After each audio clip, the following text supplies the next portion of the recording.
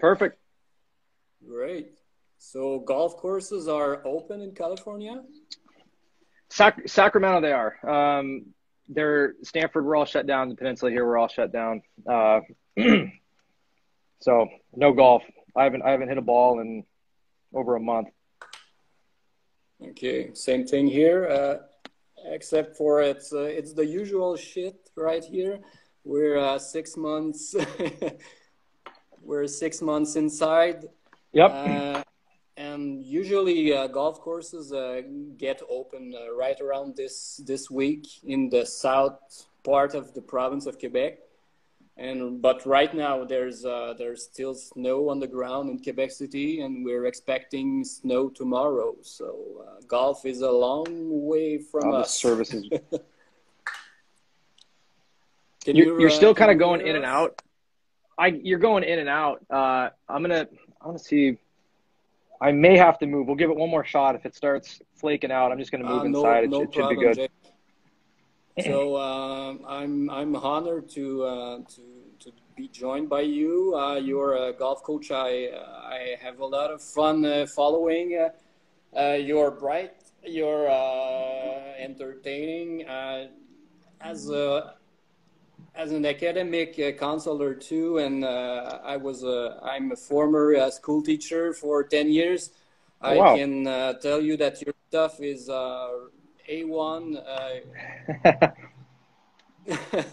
I appreciate it. Thank you very much. Yeah, it means a lot. Yeah, it's right to the point. It's quick, easy to understand. That's just great stuff. Yeah, that's the goal. Keep it simple, right? Everyone. Simple is something that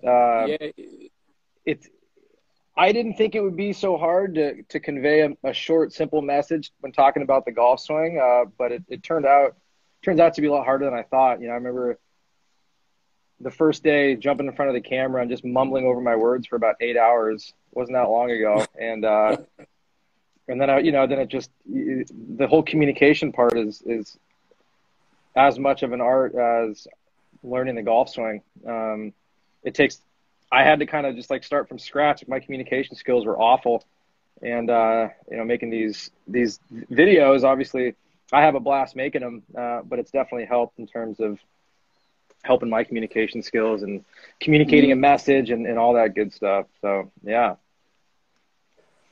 appreciate the love. And you do your own editing? I do it all. Yeah. All the editing, the music, the golf swing. So yeah, it takes a bit of time, but I can't complain. I dig it. I have a lot of fun doing it. That's great. I'll let you introduce yourself to the audience. Let's start with your background. You're a hockey player. Did you start playing hockey before golf, and how did you get to the golf game? Golf. My dad was a big golfer growing up. I think I probably started playing when I was 12 or 13. But I started playing hockey well before then. That's all I cared about. And I think golf to me, when I was even through college, we get out, play when we could, which wasn't that often. But yeah, it was all hockey. Played in the North American League, played the NOL, and then went on and played for Curry and Salve. And I didn't really start taking golf all that seriously until after I graduated, and I just kind of became obsessed with it. Kind of read all the old stuff, started there, and just started tearing through everything, reading everything, and kind of looked into some of the physics of it behind it, and I think that kind of helped me. I started kind of diving into some of that kind of stuff, which helped me look at, I think, the problem a little bit differently. So I was kind of, always trying to, come at it with a fresh take, something that I'd never heard before, a different way of explaining something. Seen a lot of golf tips. I tried to kind of watch everything on YouTube, and I was like, okay, well, how can I say this different? How can I put this different? I've seen this video 10 times. How can I, have fun with the message? I think most of us are trying to get across a similar message, but to me, the creativity comes in saying it in, a tenth of the time. with as good information, but it just, to me, it helps the listener, the golfer. My my whole goal, I guess, when kind of thinking about it a little bit differently, is to kind of leave some interpretation up to the golfer, I guess. So I'm not saying, I try to keep it, I try not to say, don't do this, do that, feel this, I try to keep it very open-ended and simple, kind of explain maybe a more technical concept, but give the viewer something to kind of chew on and kind of think about and then interpret. Am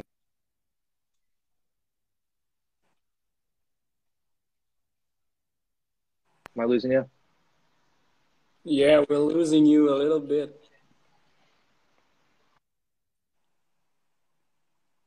That's frozen.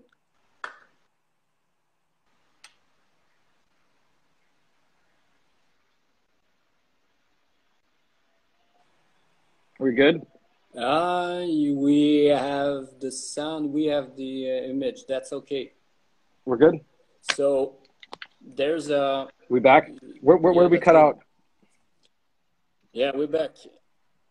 There's a new wave of golf teachers for the last 5-10 years, and it's the same.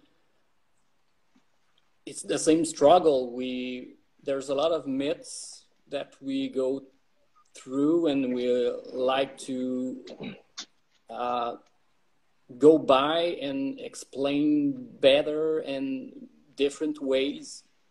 And I think you're in this wave, you're one of the best, because you understand the physics behind the golf swing, and your methodology, the way you explain it. It's simple, it's fun, and it's about it. Awesome. I think we got some better service here. Good. So yeah. So this is much better. Yeah, that's the whole goal. Just come at it from a fresh perspective, keep it fun, inclusive. Just put a bit of a different spin on it. And I love, obviously, all the goofy rap videos and whatnot. It's like, I don't know. Try to, make it fun. Golf is, I think, to me, it seems like there's so many, everyone that I know is into golf. Like everyone's trying to, whether they pick it up late or they're getting into it or, working whatever job, people start to realize the value in it and then become quickly obsessed with it. And so it's fun. I love helping my buddies and just helping everyone. That's my whole goal, is to help people. Mm-hmm. At the end of the day, that's really what draws me to golf instruction. I just love seeing, even if it's someone who's never hit a ball before, they get one up in the air and they're just stoked. They're super pumped. And it's just like, that's awesome. To me, that's just as cool as, anything. Mm-hmm. What brought you to the game? Was it your father? Yes, a friend? So when I was playing hockey, all the guys, we'd all work at the course in the summertime in between seasons. That's really all we cared about, playing golf and beating each other and having fun. And so then one of my good friends he worked in the golf industry, and I didn't even know it was a thing. I didn't know you could make money and play golf or teach golf or whatever. I had no idea what the path looked like. So he helped me out with that a bit, and I went down the PGA route, got my Class A, and I mean, I knew I didn't want an office job. I knew I wouldn't survive doing any of that. But I mean, I knew I always whatever I liked, I would just become obsessed with, and golf kind of I just kind of fell into it. It just kind of allowed me to be creative. Obviously, having the long hair, I always like seeing the looks on people's faces, and not shaving. I don't know how many thousands of times I got yelled at by bosses or whatever, and it's kind of just like, I don't know, I'm not gonna cut it, dude. I'm not gonna cut it. Put your shirt on. Yeah, not for me. For me neither. So when did you start to think about being a golf coach? I guess right when I decided to join the PGA and kind of go down that route, I knew I wanted to teach. I knew I didn't want to do operations or any of that. I just wanted something where I could just get creative with. And golf, to me, that was what was so appealing, was just all these, started kind of reading and doing some research, and everyone is explaining, everyone had completely different theories. There were some coaches that were saying this is completely right. Others were saying this is wrong. And then I started getting really interested and obsessed trying to find the right answer. Then I stumbled across the whole learning stuff and the learning sciences and motor learning and Franz Bosch and kind of looking how learning works, which is, to me, kind of, I think that's probably been the most fascinating part, is diving into the science of learning. And that's really affected the way that I teach, especially a lot of beginners, where we're not looking at, I'm not telling them how to swing at all. The first day of some classes, I'll have group classes, and I'll just hand everyone a club, and I'll just send them off and go hit. And I'll say, if you don't know what you're doing, all you're trying to do is hit the ball, explain, hit the middle of the face, have the face pointing somewhere down there. And to me, it's always fascinating. I teach classes at Stanford, and obviously that first day, I think everyone's always expecting, show up to class with like a syllabus or whatever, and this or that. And to me, like, I just send them out, right? For the first 20 minutes, just let me just see what you do without thinking about anything. And it's like, you see all sorts of grips and all sorts of, but when they're not told anything, obviously you're kind of watching how they best self-organize a movement, right? And then from there, to me, the fascinating part is going through each student and, asking questions, seeing how they move, and finding kind of the fastest solution for them. To me, it's just, can you hit the ground in the right place? Can you hit the middle of the club face? And then do you have a decent path, right? And oftentimes the student doesn't have to think a whole lot about it. If they're swinging over the top, I'll just take a noodle and say, swing a little bit more under it. What did that feel like? Great. And there you go. Have fun playing around. And I kind of know, after doing some research behind all that learning stuff, is how there has to be some play to get better. You don't want to say too much, because then there's all those verbal cues going through someone's head, and everyone knows that beginner that has 10,000 things they've been told to keep the left arm straight, the head down, the whatever. And A, that's no fun. And B, to me, it's really fun seeing all the different solutions that students come up with to hit a great golf shot. And some of them that first day, just kind of playing around with contact, try to hit the toe, try to hit the heel a little higher, a little lower, and they eventually figured out and hit an unbelievable shot, and they're hooked forever. And we got a new golfer. So process is just fascinating to me. I love it. I'm obsessed with it.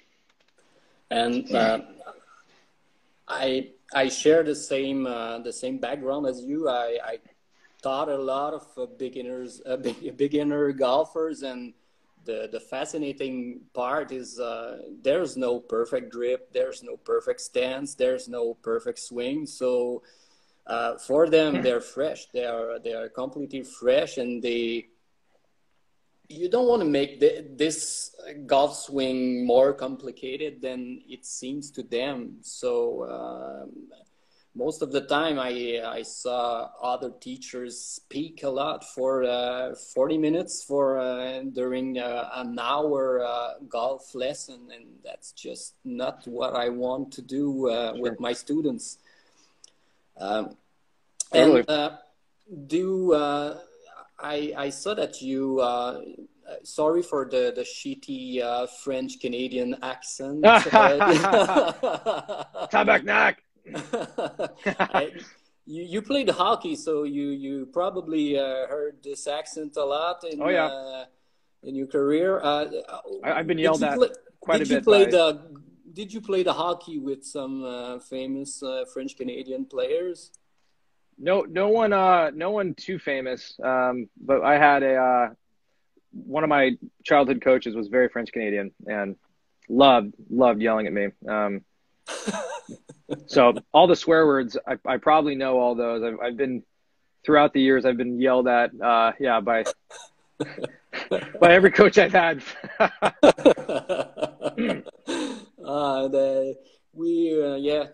Pleased to know that our reputation is pretty well known in California. Whalers, yeah. Oh yeah. Very cool. They quit the NHL 2 years after the Nordiques, I think. Something like that. Way back. They're the Hurricanes now. But yeah, I love the hat. The hat is just it honestly might be the best hat I've it might be the best hat out there, maybe ever. I'm going to throw that out there. Hot take. Speaking about hockey, how do you think your hockey background help you with your golf career? Mostly just, I think, work ethic, in terms of what it actually does to the golf swing. It gives you speed. If you're playing an explosive sport and you have decent genetics, I guess that's where the speed comes from, is just, doing really explosive movements when you're young. And thankfully that's what I was doing. And so a lot of people, if you don't have speed by a certain age, you can certainly work to get some using speed sticks and training and all stuff like that. But a lot of it just comes from what you're doing when you're young, like sprinting, soccer, anything where you're going full bore. So if anyone out there is watching, just make sure your kid, whatever they're doing, I think it's like 10 to, you probably know that like 8 to 14 age gap where doing explosive things will just do wonders for speed. So, I mean, for that, hockey's given me speed. People obviously love watching people hit the ball far. And so that's probably been the biggest advantage of that, and just work ethic. I'm up every morning and trying to just put out really, really good content and just trying to help everyone get better at golf for pretty much free. And in the motor learning side of it, there's a misconception, I guess, about not every hockey player is good at golf. There's a lot of good players. I know plenty. Paul is great. Lemieux is great. Gretzky's not so great in golf. Yeah, totally. It's a totally new skill. So, I mean, certainly see some players, some guys, football players, baseball players, especially. But the twisting motion, using the ground, your lower half, obviously when you're on skates, your ankles are really strong, and you can, I think definitely, torquing the ground, using the ground, hockey players, generally all that torquing motion from shooting a puck on ice, I think that helps every hockey player. But yeah, certainly I've seen plenty of awful golfers that are really good hockey players. And according to you, what are the biggest misconceptions of the golf swing for the average Joe? The biggest misconceptions, I think that there's like a right way and a wrong way. I always hear, I don't want to do it wrong. There's just, when you look back at the kind of the history of the game, there's so many ugly golf swings that work really well. And at the end of the day, to me, golf it's a skill. And the more implicitly you learn, now granted, anatomically there are some movements that, a lot of players do make, but really good players to a degree kind of hit the jackpot, right? They grew up in a good environment. They had a really good support team. The environment is hugely underrated, in my opinion. And then, they kind of figured it out without there being, too much, do this, try this, do that, do that. But, I was listening to an interesting podcast, Aaron Oberholzer, Heiser, I think I said that right or wrong, but he was talking about how his wife, I believe, was played on tour. Obviously he played on tour, and she had what he was talking about is she had a very technical background, right? Always working on positions. And he never did that. Not a single thought of any of that. He just went out and played, and obviously they both made it. They both had very different backgrounds. So, I think a lot of it depends on the student, what type of learner they are. Are they analytical? Is that like, a Bryson DeChambeau? If you were to just tell him to go miss a noodle, he'd probably look at you and say you're an idiot, because that's not how he learns. The whole motivational part, that plays a big piece in it too. Some people, are like Bryson, his motivation, like he talks about, is, figuring out the game, and he has all the rulers and he tries to make everything perfect. And there's some people that are the complete opposite. So it all has to do with, I think, as a coach, it's learning what makes your student tick. What are they into? How do they, what's their practice look like? Are they how analytical, technical, whatever? And then it's just a big, you're just solving a big puzzle. And every day it's a little different. You wake up feeling, you know, a little different. There's 10 quadrillion variables. So it's just, you know, the golf swing is just this ever growing kind of mutating thing. It's just, yeah. And there's no one size fits all Nope. for golf. Yeah, 100%. A lot of different ways to do it. I remember my first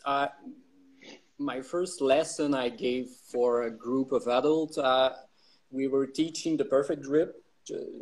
I didn't see anyone swing the golf club, and I was teaching them how to put their hands on the club. And it was 12 years ago. And my gosh, I don't want to do that anymore. Yeah. And I see golf coaches do that again, and that's just mind-boggling. Yeah, I mean, in a lot of, you know, it's interesting. In a lot of the old school books, you know, they talk about, you know, the grip being a fundamental, and I still think you can kind of, to me, it's more what do your hands look like on a club? I mean, you can see a mile away. You know, if they a little bit stronger, a little weaker, you can still tell. Just to me, it's like in the first like 5 seconds, how someone picks up a club and how they move it. You can tell how, you know, what that looks like. And kind of the more I've looked at and tried to understand, you know, kinetics and kind of the physics and understanding, you know, what a torque is and a force and the center of mass, and kind of being able to look at some of these different things. I think with that, it really helps me kind of sense what are they feeling in the hands, because the hands are the one thing that connect you to the club, and how you apply force to it. That's the one thing moving the club. And then you know, the body responds to that and what you're feeling. And so if I try to get into the student's head as much as I can, and then spit out the simplest thing that I can to get them, you know, to get that club doing something different.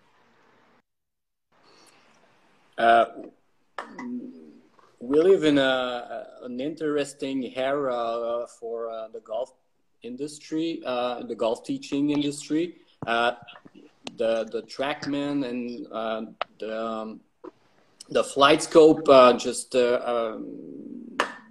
sparkled up in 2012, I guess, and it's just changed the whole industry and the way we look at the golf swing. The body tracks, the swing catalysts, the 3D motion stuff. Yep. And we're just at the beginning of that, and the pieces of the puzzles just seem to get together pretty much in this era. And there's a lot of things that remain to be matched up, I guess. Yeah, absolutely. Absolutely. What's your take for you? What's the biggest, the most important move in the golf swing? I think the most important move is probably transition. When the club's changing directions, how well you can slow it down and then speed it up again while creating some separation in the body. And then just how kind of that proprios, that skill, you know, feeling like Tiger talks a lot about, you know, feels everything in the hand. But to me, the transition is the, that would be kind of what really separates, I think, good players, great players, shitty players, everything in between. Well, yeah, we've all seen some poor players with a great backswing position, but it all goes against him in the downswing, and we've seen a lot of Hall of Famers with some weird-looking swings, and it works. Yep. Yeah, you see some more laid off, some kind of that club's going a little bit more like a Cameron Champ. His club's laying way down, and then you got, you know, like a Bubba's going a little bit more up.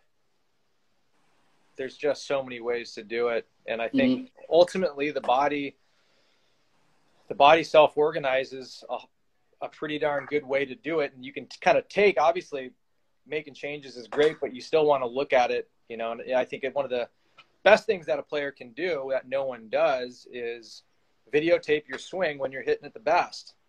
Yeah. Right? Like everyone has that personal best score. How many people shoot right over to the range and get a good quality slow motion video of their swing after they, just shot a really good score. Each day you can get some really cool insight into your own golf swing, right? When you're hitting it the best, go film it so that when you're hitting it like shit, it's usually you're only one or two things away, right? Mm-hmm. You don't need to rebuild it. Everyone's like, oh, I need to, whatever, rebuild my swing or whatever. It's like, just go hit it really good and send me the film, and then we'll kind of just reverse engineer your best golf swing, right? That's I heard Dana Dowd was talk about Victor Hovland. That's Jeffrey Smith. Victor told him, "Can you help me with my swing?" And Jeff just told him, "No. Yeah, you are a great ball striker. Just go get screened on every level. Put that in a safe, and when you're gonna struggle, just look at that, and maybe we can chat then." Yeah, exactly. Brilliant. I mean, some people they kind of hit the jackpot. All those, even like Cam Champ, you look at his swing when he was 14, it looks really, really similar. And so that blueprint, it's just like they're thoroughbreds. They figured it out, and they figured it out without having to think about shit. And if you can do that, then you can go repeat it. It's, generally, if you're really putting it together like me, I mean, it took me, I don't know how many years to get my golf swing looking the way I wanted. Granted, throughout that whole process, you hit it like shit for a long time, and you're trying to make an actual swing change. I couldn't believe how long and hard it is to make the smallest change, then go out and actually play decently. It's incredibly difficult. I think that's another misconception of how long it actually takes to make a change. And for most people, it's like, okay, well, do you want your swing to look different, or do you want it to perform different? Because it's two things. It's not always correlated. You can go and change your swing and get a lot worse. So a colleague of mine, his girlfriend wanted to start playing golf, and he told her it's gonna take 15 years to get somewhere you can find your ball. So that's a hard sport. That's the hardest sport ever. When you look at some professional athletes like Charles Barkley, and he's an athlete, and he struggles so much at golf. It's a hard sport. It is. It certainly is. Some people make it look easy. Some people make it look impossible. And how do you deal with those average Joes that don't have the talent the pros have? How can you help them to learn better and quickly? Well, you gotta. I make sure to ask them what they want.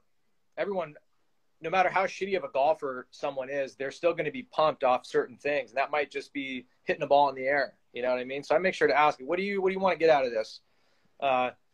Obviously, no one's, whatever percentage it is, no one makes it on tour. The average Joe, you just got to figure out what they want and then give it to them. And most of the time, it's getting it up in the air, hitting a little bit straighter, and just talk a little bit about, whether it's, the left wrist, talking about little face control things, or just doing really simple tasks, but figuring out what they want ultimately. And because golf means something different to everyone. I mean? You could get someone that can't hit a ball, and they actually hit it and they're pumped. Like that's all, and that made their day. And then, that's what it's all about. So I would say, yeah, figure out what they want. And then obviously if their expectations are way out of, whack, you got to tell them. But for the most part, people are pretty simple with what they want. And they're, I think their expectations are always pretty realistic once it comes down to it. But yeah.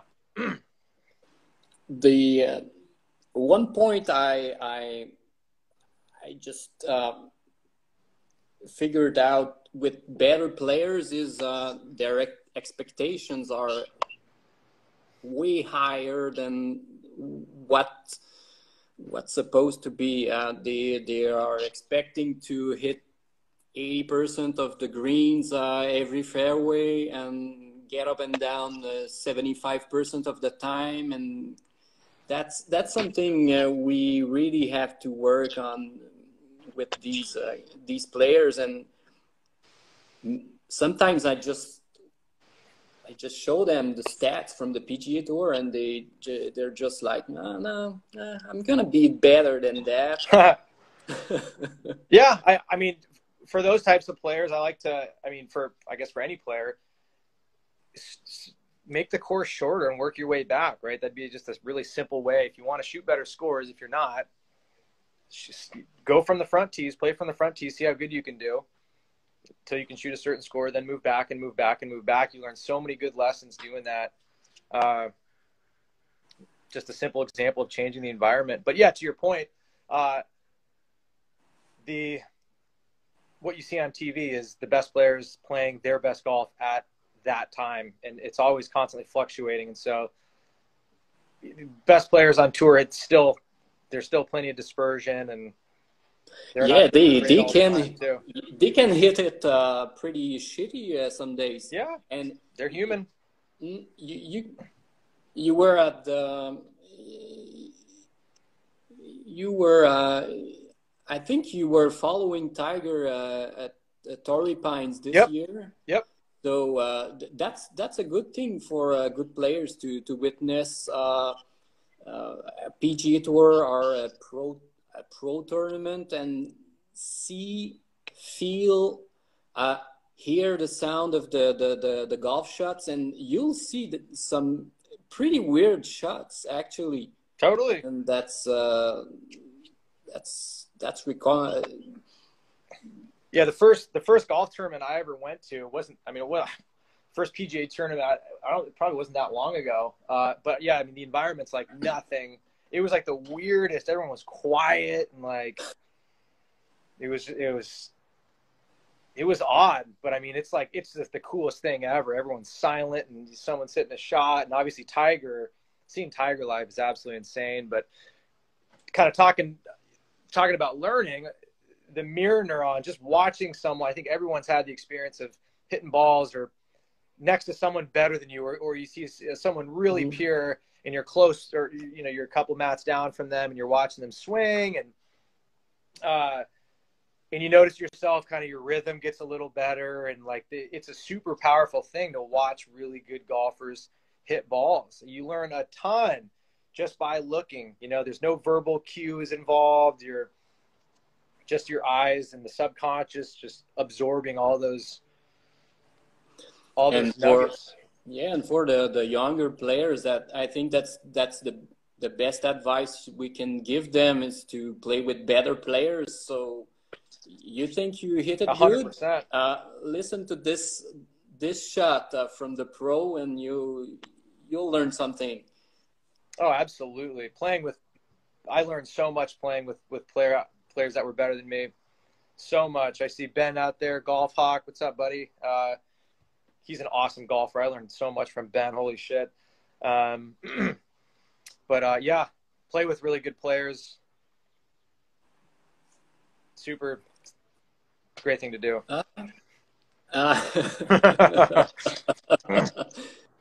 I have a question from my friend Jean-Sébastien, who wants you to go through the stinger shot, your key points. He wants you to break down this shot. The stinger?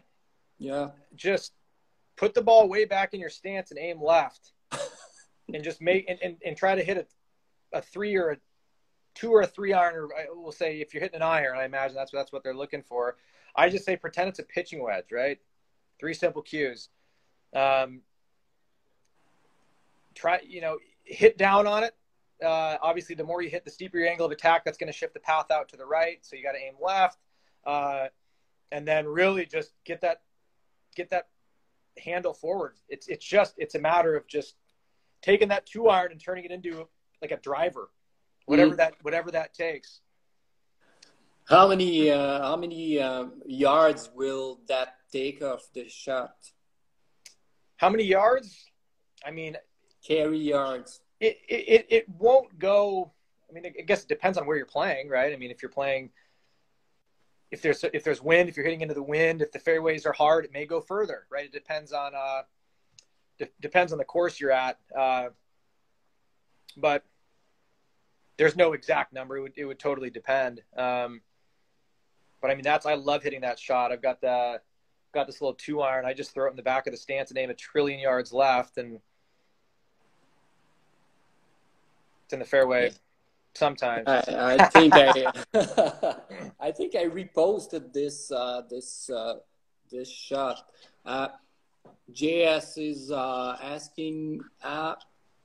He watched the low spinner low spinner video. So he asks me what's the max distance you use the low spinner, the Abraham Hanser. The max, I mean, like 30 yards. I mean, you can kind of play around with it, to be honest. I don't get set in like any further than this. You can't play it, but it's a feel thing. Yeah, 30, 40, 50. You know, once you start getting into like 70, 80 yards, that becomes more of a full swing. So anywhere in that range, you know, you can play around with it. But it ultimately comes down to, you know, a lot of it comes down to the lie. You know, sometimes the ball is sitting in, you know, if it's sitting a little bit up or a little down, if there's water, there's so many variables where really, you know, the best players are playing on the best turf every week. So some courses, it's almost impossible to even play it, right? So there's a lot that goes into it. There's no like magic recipe. Well, there kind of is, but a lot of it depends on the lie too. And that's I think that's really took me a long time to figure that out, but it's often overlooked. You have to have some pretty pure circumstances to really get it like what you see on TV. Obviously the grooves have to be perfect. You've got to hit at the right place and the environment, all that stuff. But I'd say, 30, 40, you know, 50. Once you get under there, it's tough to put enough spin on it to really do what I think people want it to do. But have you seen the James Ridyard break down the low spinner of Abraham Hanser? And yep, that was brilliant. And everyone thinks he hits the middle of the face, but he hits it low and on the toe. So he can spin it back with a 15 yards pitch. That's sick. Yeah, I mean, Ridyard's he's an absolute G. He's a freaking G. But I remember, I mean, I learned a lot of my stuff from him, and that low toe. I think I posted something a while ago, just like, you want to hit a low spinner, just don't hit the ground and hit low on the toe, right? Yeah, it's simple, and you can really play around and get some cool results with that. Yeah, everyone experienced that in a bunker. You blade it and it spins back, and you look like a genius, but you missed the shot. Yep. Exactly. I have another question about the yo-yo move. Ooh, yo-yo. Yo-yo. Yep. And JS asked me if the yo-yo move is good for every player. No, I would say I mean, I think most players, it's designed for that over the top move, right? So if the club is coming over here, which is a very common fault, obviously everyone struggles with that, or a lot of amateur players struggle with that. So the whole idea is just to get the club, or you can think the center of mass. I'm going to grab a different club here. So if we have a yellow ball, we're just trying to get that yellow ball. The over-the-top player, I'd say, okay, well, you're winning the arm wrestle, right? That's our analogy. Win the arm wrestle, lose the arm wrestle. But the yo-yo I'd never heard before, so I tossed it out there. And it's just to get that yellow ball moving a little bit more in this direction in transition, which the player won't actually do. They'll just come a little bit less over here. And so just getting that kind of that feel, just getting the club shallowing just a little bit more. If you already shallow the club enough, which I don't think most players can say, I shallow it too much. Then, you know, it's not for those players, but it's more one of those feels. I just kind of tossed it out there, and like with everything, I get people that are completely lost by it, and some people are like, that's the, you know, the best thing that's the best thing for my game. And so each tip is you're trying to say something similar in a different way that can resonate different with, you know, you're trying to say the same thing 80 different times, right? And each time you don't know who it's going to help. But if it helps one person, then great, worth it, right? Yeah, I think it's a great way to explain how to get the left wrist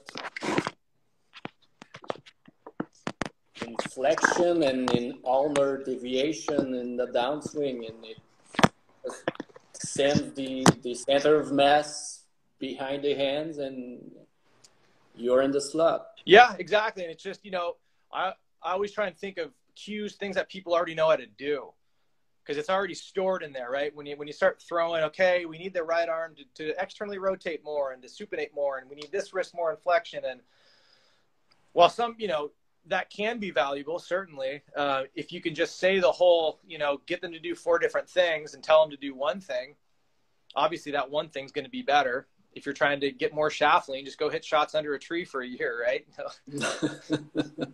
You'll figure out a way to do it, and you'll come back with shaft lean, and it won't be manufactured. You know, that'll hold up under pressure a little differently than trying to piece together 30 different verbal cues.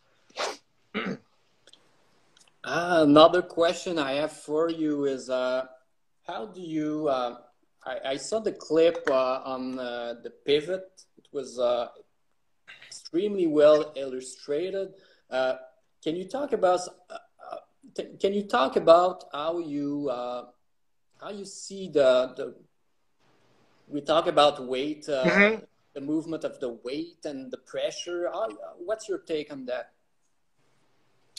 On how you see weight or pressure, or yeah, you have to. Yeah, we used to talk about weight shift, and right. that's, I think it didn't help anyone. Right. Yeah, I mean, you can't see pressure, right? You can't see pressure, so you have to measure it. That's the only way to do it. But at the same time, kind of going back to what I was talking about earlier, just kind of presenting the information, right? Just saying, this is kind of what we want to have. And whether or not people do it or not, it's still kind of formulating, you know, a concept that I think can help. But yeah, you can see weight, you can see mass, arms, legs, head, feet, shoulders, whatever. But pressure, you can't, right? You can sense it. And ultimately, at the end of the day, when you're measuring something, you want to send the player home with a feel, not a technical explanation, unless they obviously want it and are into that. But the kind of creating larger moment arms or all of that, I try to that stuff just fascinates me, so I'll just kind of slip some of it in there because I know some people dig it too. Yeah, I think it's I saw a clip with again Jeffrey Smith this week with one of the lives I've watched on Instagram, and he was telling us that it's probably the holy grail of the golf swing, how to create this moment arm in the downswing. Yeah, kind of getting that pressure forward, keeping the mass behind the pressure, and pushing up and making sure that the pressure doesn't go in through the center of mass. I think once you get an understanding of that, you can make some assumptions and some guesses when you look at a player. But at the same time, there's still a lot of ways to do it. Like there's Dr. Lin, I was watching something he was presenting on, his data doesn't necessarily align with another researcher who talked a lot about getting pressure to the front foot, and his math, the players he sees correlation with it, whereas this other coach he sees no correlation. He's got some guys that are pivoting over the front foot, the middle foot, the back foot. Yeah, the posting styles. Yeah, and they're each using pressure a little bit differently, right? So if you're pivoting a little bit more over that lead foot, you're going to push a little bit more vertically. with that lead foot, more kind of bend and extend. And if you're more center pivot, Mike Adams talks a lot about this too, then you're going to be torquing the ground a little bit more, both feet kind of opposing. And then if you test more trail side, you're going to give a bit more of a push. And that's going to help you kind of get left. Those are more gliders. There's just so many ways to do it. You know, you just can't throw everyone into one golf swing.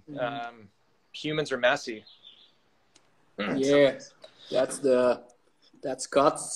Scotland's favorite sentence. Yep, humans are messy. Yep. Yeah, he's brilliant.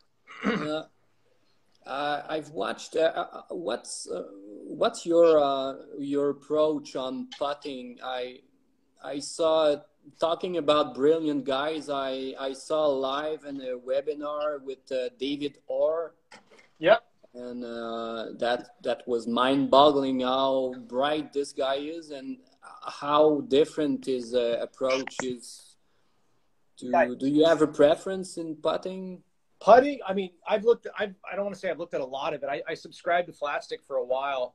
If you really want to dive into putting, like he's unreal. His stuff is just awesome. And I've definitely, that's kind of one of the things that I've been meaning to spend more time on, is really diving into that. Another video that I think is super cool is the one that this guy, Bill Pressey, I want to say he invented the lab putter, that like perfectly torque balanced putter. And he's got this really cool video. That's the inspiration came for my mallet versus blade video, talking about the different twisting and the takeaway speeds. And he has that thing called the revealer, right, where you can move the putter without twisting it or torquing it. And you're looking at all these different putters and how they react when you're not applying a force to it. And depending on for a blade putter, for example, when you bring it back really fast, the putter wants to close, right? And so that's going to require a different amount of torque. Granted, it's a really small amount of torque, but it's still like how the hands respond. And, you know, some people can feel it, some can't, depending on how good your hands are.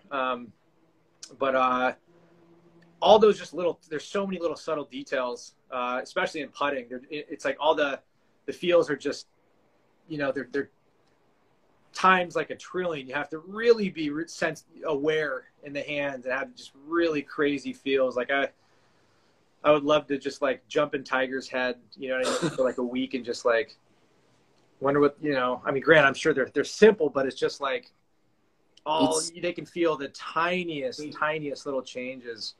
Really, their hands are just silky. Earlier, you talked about the golf swing, and you told that it was a skill, and putting is the best of skills. It's all skill.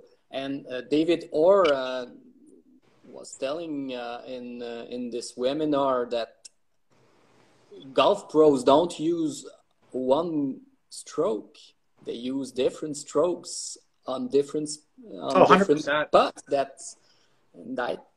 Oh, totally. And yeah, no, there's an interesting comment. The scientists are still studying. 100% agree. The way I look at it is you do your best at gathering the information, and then you take what you can.